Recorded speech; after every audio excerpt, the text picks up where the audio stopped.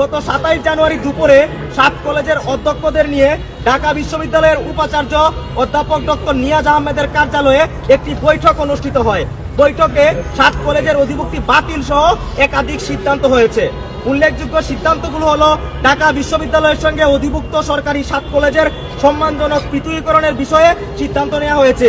সরকারি 7 কলেজের শিক্ষার্থীদের ভর্তি কার্যক্রম পরিচালনা সংক্রান্ত পূর্ববর্তী সিদ্ধান্ত পরিবর্তন করে 1 বছর এগিয়ে এনে এ বছর থেকেই অর্থাৎ 2024-25 শিক্ষাবর্ষ থেকে ঢাকা বিশ্ববিদ্যালয়ের অধীনে ভর্তি না নেওয়ার ব্যাপারে সিদ্ধান্ত গৃহীত হয়।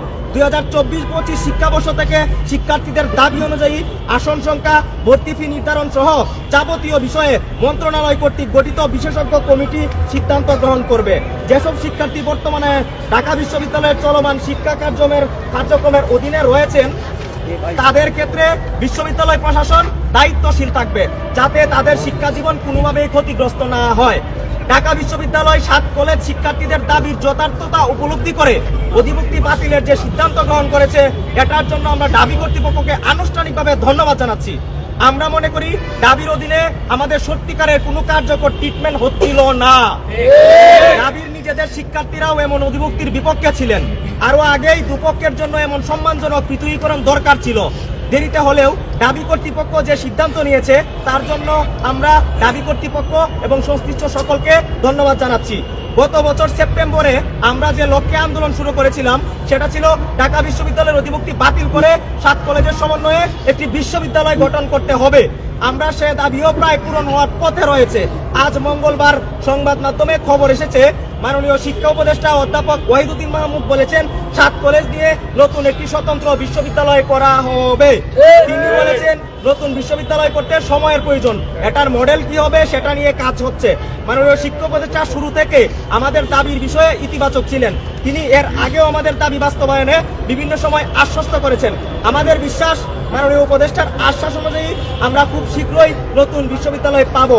7 কলেজের শিক্ষার্থীরা দাবির অধীনে চরম ভোগান্তির মধ্যে ছিল। সবচেয়ে বড় সমস্যা দেখা দিয়েছে দাবির অধীনে আমাদের পরিচয় সংকটের বিষয়টি। আমরা সরকারকে আমাদের সমস্যার বিষয়টি বোঝাতে সক্ষম হয়েছি। তারা আমাদের কথা শুনেছেন, দাবির যৌক্তিকতা উপলব্ধি করতে পেরেছেন এবং সবশেষে চূড়ান্তভাবে 7 কলেজের সমন্বয়ে একটি বিশ্ববিদ্যালয়ের আশ্বাস দিয়েছেন। সেজন্য সরকার সহ সংশ্লিষ্ট সবার প্রতি কৃতজ্ঞতা প্রকাশ করছি। আমরা পড়াশোনা করতে চাই, আমরা আপনাদের আশ্বস্ত করছি নতুন বিশ্ববিদ্যালয় হবে বিশ্ব রুল মডেল। এই পর্যায়ে 7 কলেজের শিক্ষার্থী, 7 কলেজের অধিভুক্তি বাতিল এবং ভবিষ্যৎ বিশ্ববিদ্যালয় যেন দ্রুত গতিতে কার্যক্রম এগিয়ে নিয়ে যায়, সেই কারণে আমরা যারা এতদিন পর্যন্ত বিশ্ববিদ্যালয় প্রতিষ্ঠার দাবিতে আন্দোলন করছিলাম তাদের পক্ষ থেকে 5 দফা দাবি আপনাদের সম্মুখে উত্থাপন করছি। শিক্ষা মন্ত্রণালয়ের গঠিত কমিটিকে আগামী 15 দিনের মধ্যে বিশ্ববিদ্যালয়ের রূপরেখা প্রকাশ করতে হবে। 1 মাসের মধ্যে রাষ্ট্রপতির অধ্যাদেশের মাধ্যমে বিশ্ববিদ্যালয়ের কার্যক্রম শুরু করতে হবে। সকল বর্ষের চলমান পরীক্ষা পূর্ব ঘোষিত রুটিন অনুযায়ী চলমান থাকবে।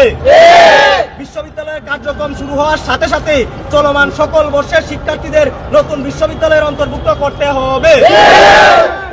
পরিস্থিতিতে 7 কলেজের চলমান সংকট নিরসনে শিক্ষার্থী প্রতিনিধিদের সাথে শিক্ষা মন্ত্রণালয়ের উচ্চ পর্যায়ের বিশেষজ্ঞ কমিটি, শিক্ষা মন্ত্রণালয় এবং 7 কলেজের অধ্যক্ষ মহোদয় এবং সংশ্লিষ্ট স্টেক হোল্ডারদের সমন্বয়ে আগামী 2 দিনের মধ্যে একটি টেবিল টকের আয়োজন করতে হবে।